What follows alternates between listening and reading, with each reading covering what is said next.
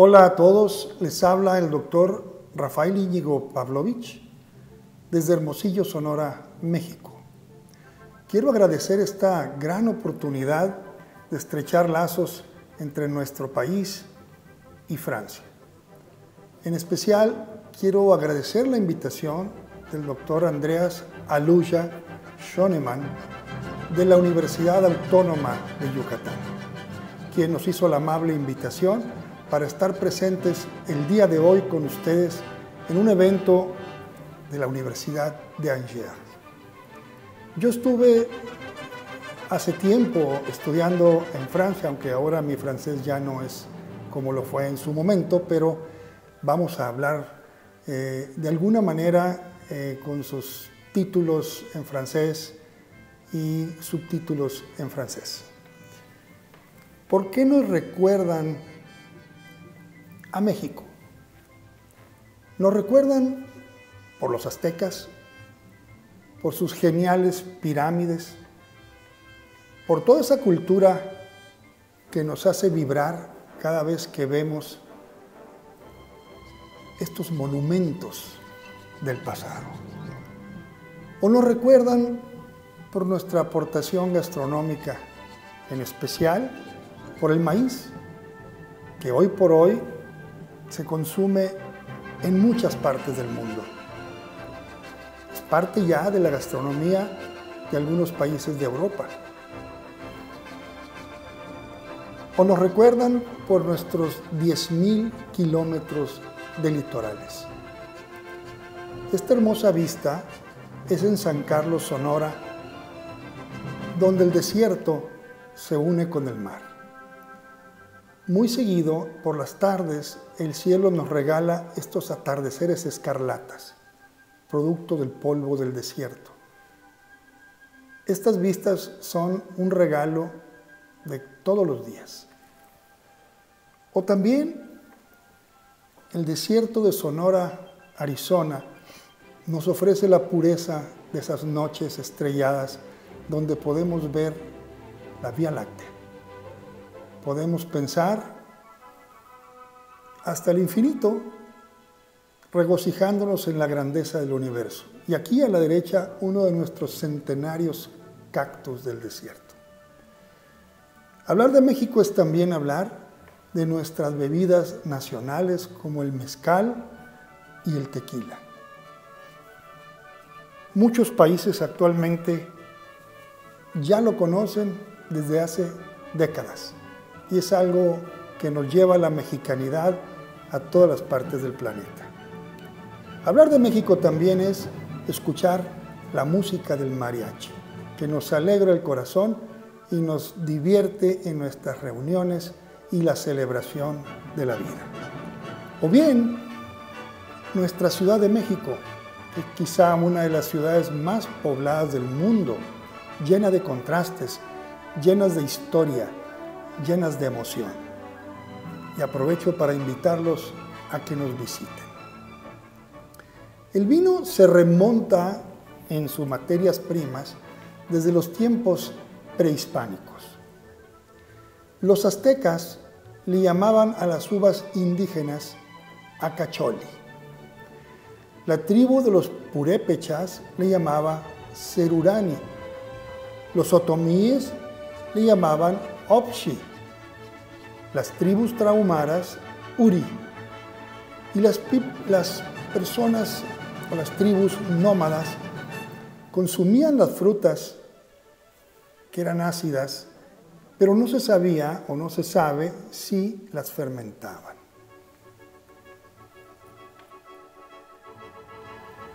Desde entonces tenemos nosotros en América una serie de uvas que pertenecen en especial a la parte este de América. Tenemos la Vitis rupestris, la Vitis berlandieri y la Vitis labrusca. Esta uva tiene un problema cuando la vinifican, que nos da unos sabores muy especiales, no muy agradables. Por eso le llaman una uva pues, que tiene ciertas características que no son del gusto una vez que son vinificadas. Después de la conquista, Hernán Cortés promueve la vitivinicultura en América. Él mismo transporta sarmientos desde Cuba a México y ordena que por cada 100 indios que estén al servicio de los españoles se plantaran 10,000 sarmientos por año. Esto fue en 1524. Los sarmientos de las viñas venían de Acapulco y partieron hacia el Perú vía Acapulco.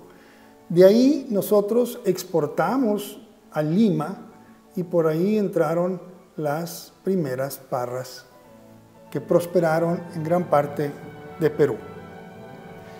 Ya en 1554, la producción había ya avanzado a varios estados, como Querétaro, Guanajuato y San Luis Potosí.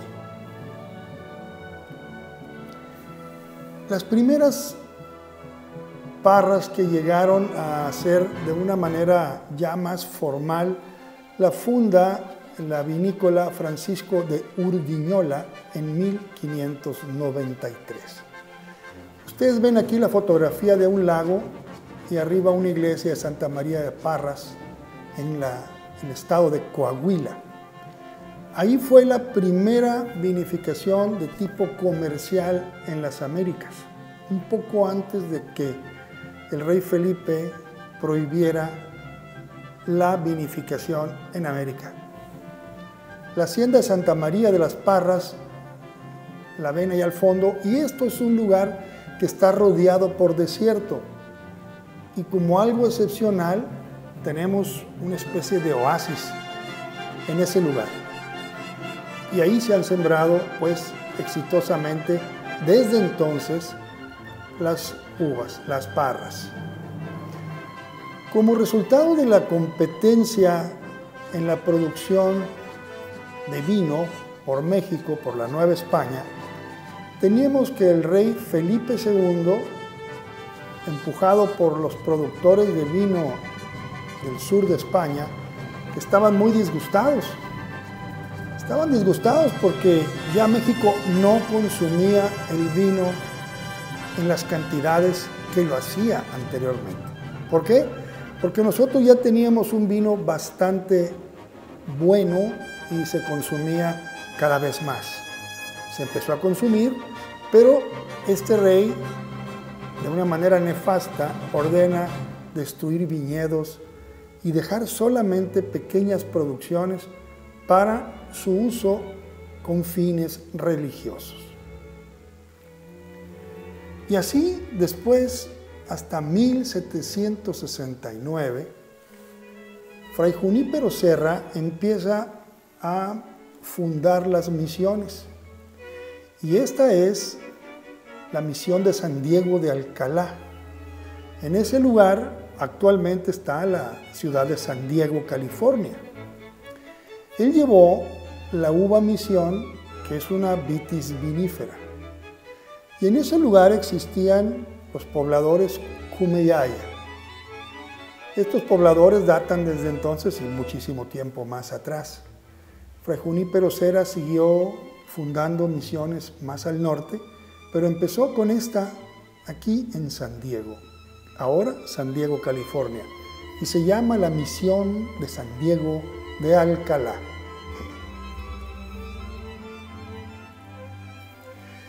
En 1822, las diferentes variedades de uvas llegaron al puerto de Veracruz.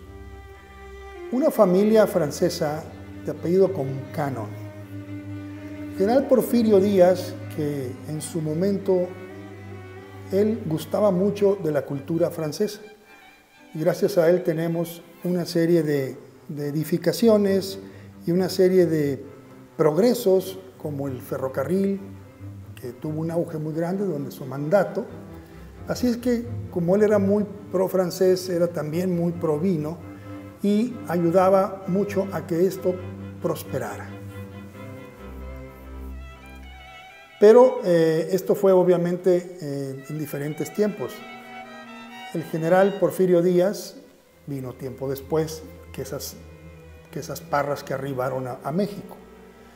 El general Porfirio Díaz contrató a una persona de Hungría para que vigilara y estuviera al cargo de cada estado de la República y de ahí prosperaran viñedos prácticamente por todo México.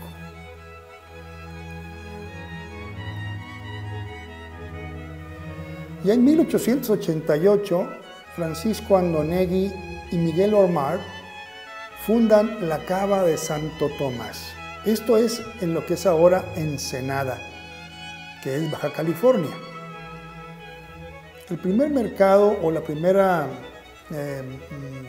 vinícola en Ensenada dedicada a la venta del vino es esta, Santo Tomás. Es muy importante porque Ensenada ahorita, o la zona de Ensenada y los valles alrededor, producen el 90% del vino que se consume en México, o en general, el vino en México 90%.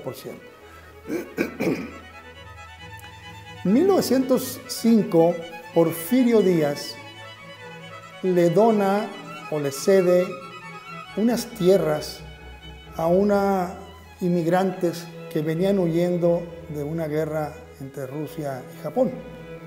Y llegan y se establecen ahí, les llaman los molocans, que son le llaman los bebedores de leche o bebeleche.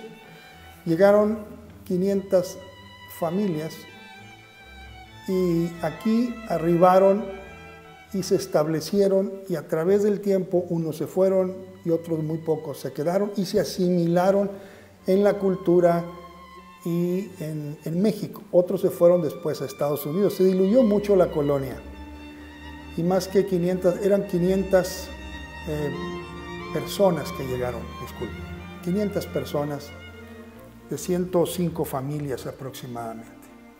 Y allí en esta parte de la Baja California, con un clima excepcional, bueno, empezaron a crecer y a fundarse otras compañías ya en una época más moderna.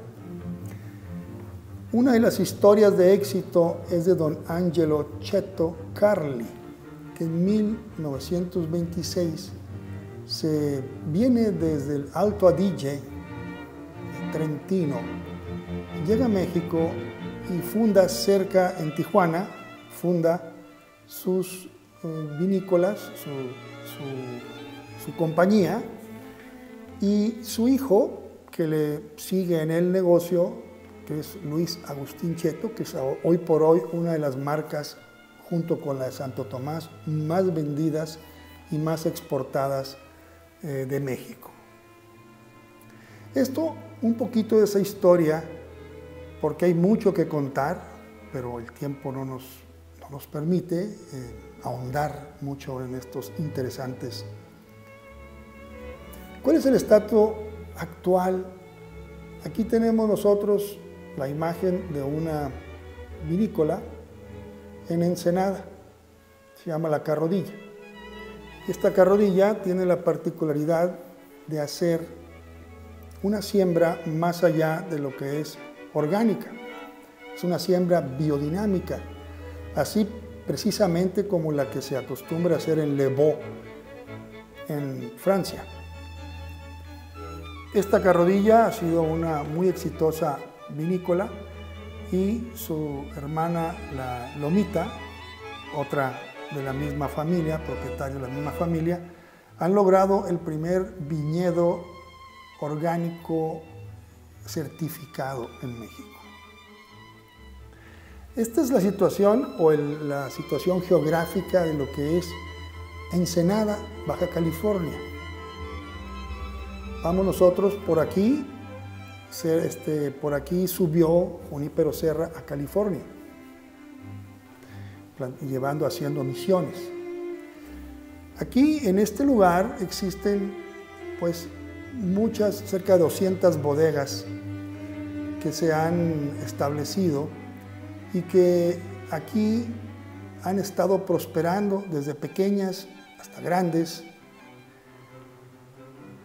Y verdaderamente con el auge de las comunicaciones y con el auge mismo del vino y el apetito de la cultura del vino, pues muchas vinícolas han enviado a sus enólogos a estudiar tanto a Francia, Australia y muchas otras partes para que traigan la tecnología, y han mejorado mucho en todos aspectos.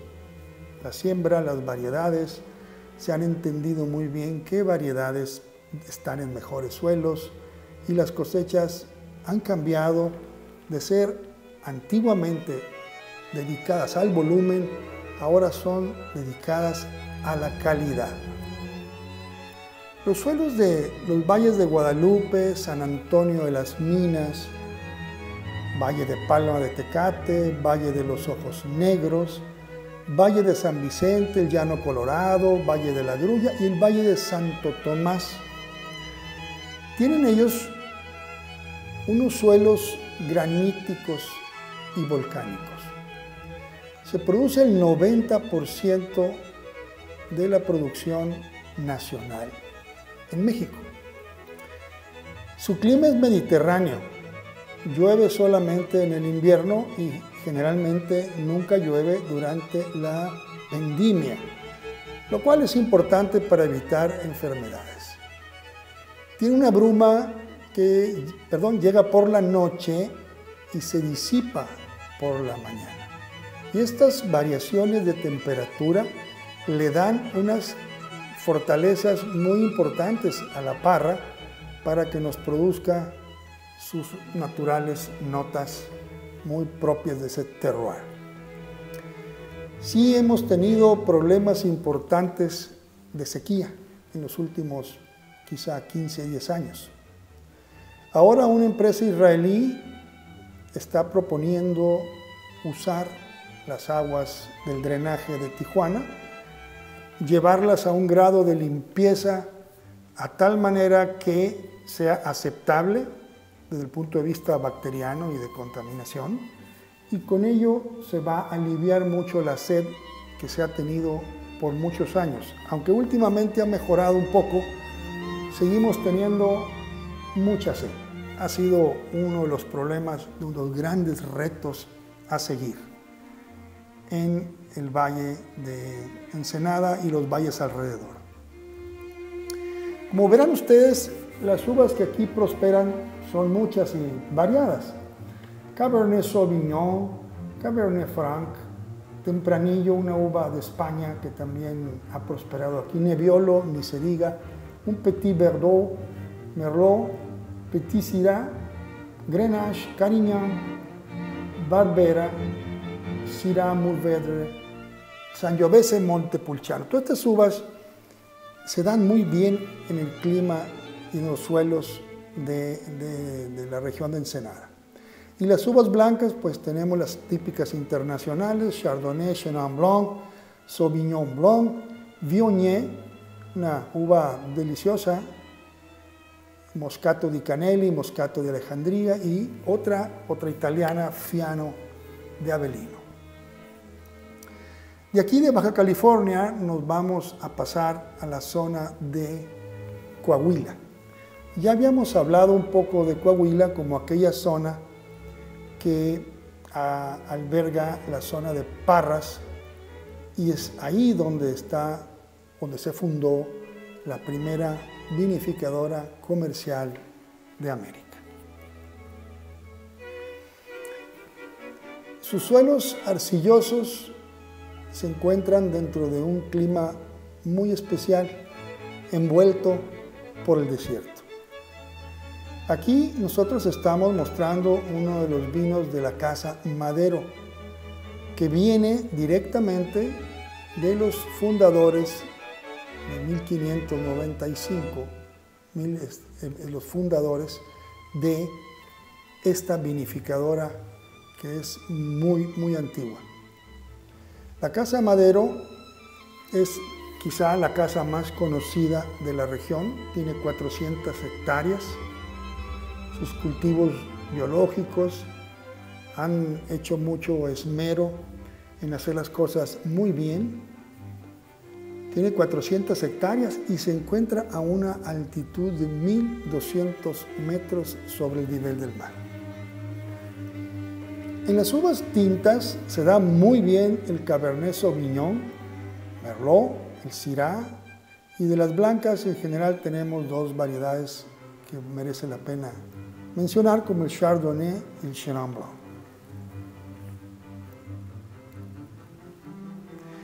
Querétaro es de las zonas que desde hacía mucho tiempo se sembraron viñedos, pero no prosperaron desde el tiempo de la conquista.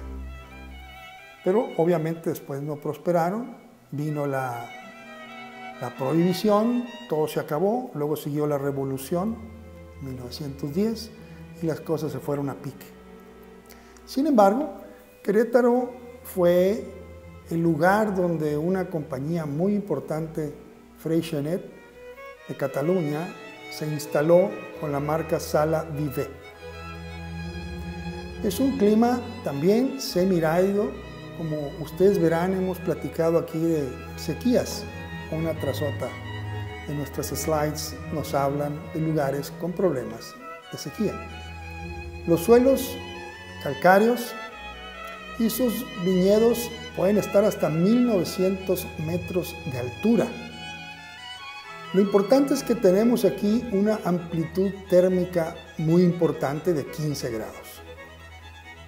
Esto es muy bueno porque así las parras se estresan y tienen lo que necesitan para una buena producción de ácido. Y aquí en 1980 estuvo la compañía Martel y compraba uvas de los alrededores para producir principalmente brandy. Pero ya en 1986 Freixenet siembra cepas de Xarel·lo, Viura, Parellada, Chardonnay, Ugni Blanc y Sauvignon Blanc. También tenemos unas cuantas uvas tintas de Cabernet Sauvignon, Merlot y Malbec. De aquí nos pasamos a Guanajuato, estado vecino, donde la cuna de la independencia, en Dolores, Hidalgo. Ahí donde nuestra tradición dice que el cura Hidalgo proclamó la independencia. Y en este lugar tenemos, pues, viñedos a 1.900 metros sobre el nivel del mar. Es un clima continental semiárido, muy poca lluvia, 500 milímetros al año. Los suelos aluviales mezclados con suelos volcánicos y de gravas. Y en los últimos 5 años se ha pasado de 75 hectáreas que originalmente se sembraban a 350 hectáreas. Las uvas principales que se siembran aquí son Cabernet Franc, Merlot, Cabernet Sauvignon, Pinot Noir, Chardonnay, Sauvignon Blanc, y aquí tenemos que la producción del estado es 1 millón de botellas.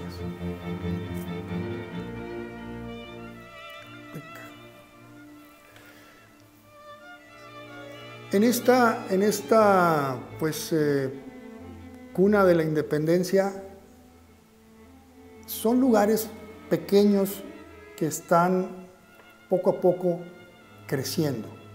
Poco a poco están tomando más interés y pues como ustedes verán no se comparan el número de hectáreas que ustedes tienen en Francia, ni mucho menos tampoco los de Chile. Sin embargo, estamos creciendo lentamente, pero de una manera muy segura. Aguascalientes es otra de las ciudades históricas aquí en México. También tiene lo suyo. Tiene unos viñedos a 1.900 metros, suelos de grava y arcillosos también. La lluvia también es poca, 550 mililitros por año. Entonces tenemos un lugar también bastante seco, pero por otra parte nos permite en esa aridez evitar enfermedades como pudrición, algunos tipos de hongos, etc. Tenemos una acidez elevada, con pocos polifenoles, y tenemos apenas 200 hectáreas con un crecimiento lento. Las uvas que más han prosperado aquí son Malbec, Nebbiolo y Syrah.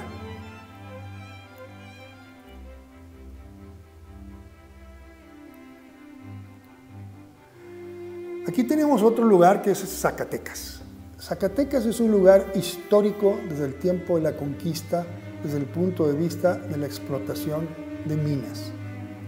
Aquí había unas minas de plata de muy alto rendimiento y es un lugar muy frío. El 90%, imagínense, de Zacatecas es un territorio semiárido. Lo atraviesan 4 montañas, algunas de ellas hasta 3.200 metros de altura. Muchos microclimas es lo interesante de esto, algunas mesetas por ahí, y el número de hectáreas pues no es gran número, pero como les platico, estamos creciendo, estamos poco a poco supliendo ese apetito por la cultura del vino. Son 100 hectáreas y tenemos los valles de Macarena y el Ojo Caliente que están a 2.000 metros de altura. Muy interesante esto. Suelos arcillosos. Las tintas tenemos Malbec, Syrah, Tempranillo, Merlot, Cabernet Sauvignon, Petit Syrah, Rubí Cabernet. Y tenemos Chardonnay, Colombard, Ugni Blanc, Gewürztraminer y Muscat de Alejandría. A pesar de ser zonas pequeñas, tenemos una gran variedad de uvas. En general son uvas de corte internacional.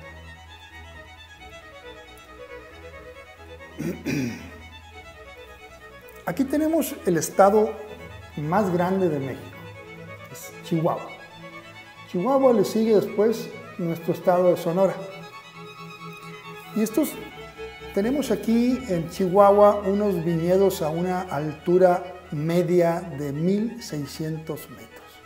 Otra vez tenemos climas semiáridos, 400 mililitros de precipitación anuales. Tenemos también piedras ígneas, grava y rocas sedimentarias. Hay un lugar muy interesante que se llama Haciendas de Encinillas, que data de 1674.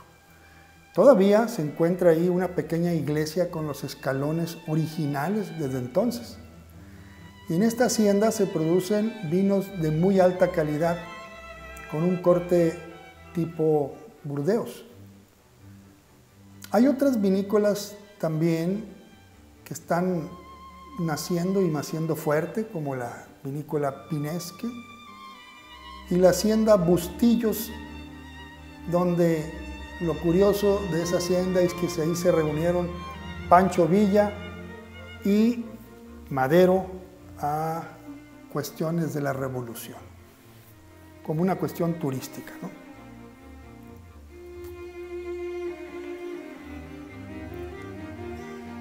Chihuahua es un estado que tiene mucha pujanza, mucho presente y mucho futuro. Sus vinos realmente impresionantes. Y aquí tenemos los vinos del estado de Sonora. Sonora es un típico desierto, pero también tiene microclimas, como son elevaciones de 1.400 metros en la zona de Cananea. Cananea se dice que fue la cuna de la Revolución Mexicana, y ahí en esa gran minera, que es la de mina de cobre, en un terreno que está cerca, no pegado, pero cerca, se encuentran los viñedos de Cuatro Sierras. Estos viñedos de Cuatro Sierras tienen suelos arcillosos, muy interesantes porque también tiene una amplitud térmica, los 15 a los 32 grados. Y en invierno puede bajar a -10 bajo cero. Actualmente tienen 30 hectáreas, pero existe una reserva muy grande en la cual muy posiblemente se vinifique. Y estos vinos son recientes, tienen poco menos de 7, 8 años el proyecto y ha estado dando muy buenos resultados. El clima les ayuda mucho. Y en la otra parte donde están estos vinos, este vino rosado es de una zona del río Sonora, de la parte de Guadalupe de Ures, con suelos arenosos y un microclima muy pequeño. Tiene también cerca de 30 hectáreas, viñedos Giotonini, y son viñedos que prometen mucho. Nosotros tenemos mucho sol, por lo tanto no nos da muy buen rendimiento cuando tenemos tanto calor. Pero estos dos vinos son de microclimas muy especiales, muy diferentes. Totalmente el clima de Cananea es un clima estilo continental, así que se parece más a ciertas zonas de Francia continentales. No tenemos climas marítimos como los de Bordeaux, por ejemplo, pero sí tenemos climas pequeños, microclimas que han buscado la adaptación de las parras con muy buenos resultados. El México actual produce 4 millones de cajas de producción anual de vino. Eso es lo que tenemos en la actualidad. Claro, si nosotros tenemos, por ejemplo, pues en Chile, una de las grandes vitivinificadoras, pues produce cerca de 15 millones, 14 millones. Sin embargo, hemos estado creciendo a un ritmo bastante interesante. Hace 20 años, para que tengamos una idea, se consumían 180 centilitros por año. Actualmente hemos avanzado a poco más de 1 litro. Existen 200 establecimientos vinícolas, pequeños y grandes, en 10 estados. 30% es mexicano. Los Estados Unidos es nuestra principal destinación para exportación. Nosotros exportamos principalmente a los Estados Unidos. Y nosotros también exportamos a otros países en menor proporción. Reino Unido, Japón. Pero aquí nosotros casi pues consumimos el vino en México. Sin embargo, poco a poco y debido a la calidad del esfuerzo de las personas que están involucradas en el crecimiento de las vinícolas, se han logrado premios internacionales con medallas en los concursos mundiales, por ejemplo, como el de Bruselas, donde actualmente realmente están cada vez más vinos mexicanos ocupando las luminarias y ocupando esos reflectores, producto del esfuerzo, producto de la tecnología, de la excelencia, de las ganas que tenemos en México por hacer las cosas bien. Y esta es una gran oportunidad, pues, de platicar de lo que nos acontece en México en materia de vino, pero también en materia de querer salir adelante, de sacar la garra, de tener esos sueños por llegar a producir vinos de clase mundial, los cuales ya actualmente son alcanzados a ese nivel, algunos de ellos.